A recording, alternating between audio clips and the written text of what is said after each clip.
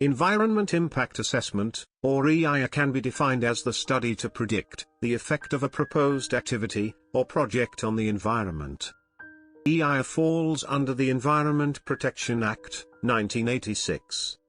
EIA is one of the successful policy innovations of the 20th century for environmental conservation.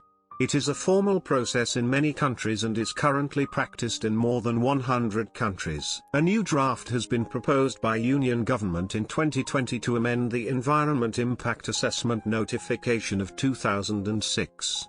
The proposals in new draft has been widely criticized by activists and environmentalists.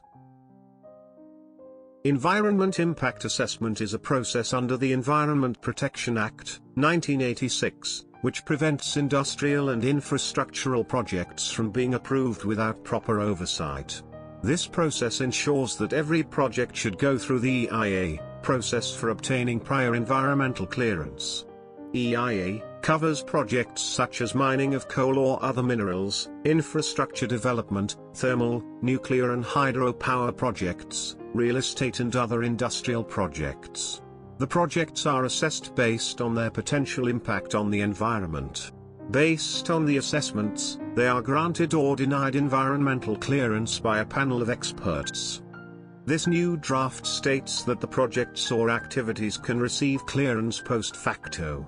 This means that even if a project has come up without environment safeguards or without getting environment clearances, it could carry out operation under the provision of the new draft EIA 2020. This is disastrous because we already have several projects that are running without EIA clearances. One is the LG polymer plant in Vishakhapatnam, where the styrene gas leak happened on May 7. It was later revealed that the plant had been running for over 2 decades without clearances. A similar incident was reported on May 27, where due to poor adherence of environment norms, the Natural Gas of Oil India Limited in eastern Assam's Tinsukia district had a blowout and caught fire. This caused severe damage to the livelihoods in the region rich with biodiversity. The State Pollution Board, Assam, had reported that the oil plant had been operating for over 15 years without obtaining prior consent from the board. Another loophole in new draft EIA is that projects labeled as strategic. While projects concerning national defense and security are naturally considered strategic, the government gets to decide on the strategic tag for other projects also. This includes modernization of irrigation projects, all building constructions and area development projects, expansion or widening of national highways, all projects concerning national defense and security, etc. The 2020 draft says no information on such projects shall be placed in the public domain.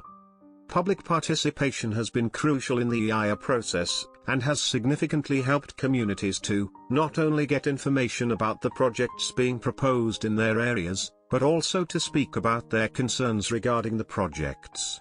This opens a window for summary clearance for any project deemed strategic without having to explain why. The draft also exempts up to 150,000 square meters construction projects from the assessment. These projects can now gain environment clearance after scrutiny by state-level expert appraisal committee. Earlier, the exemption was granted to construction projects of up to 20,000 square meters or above.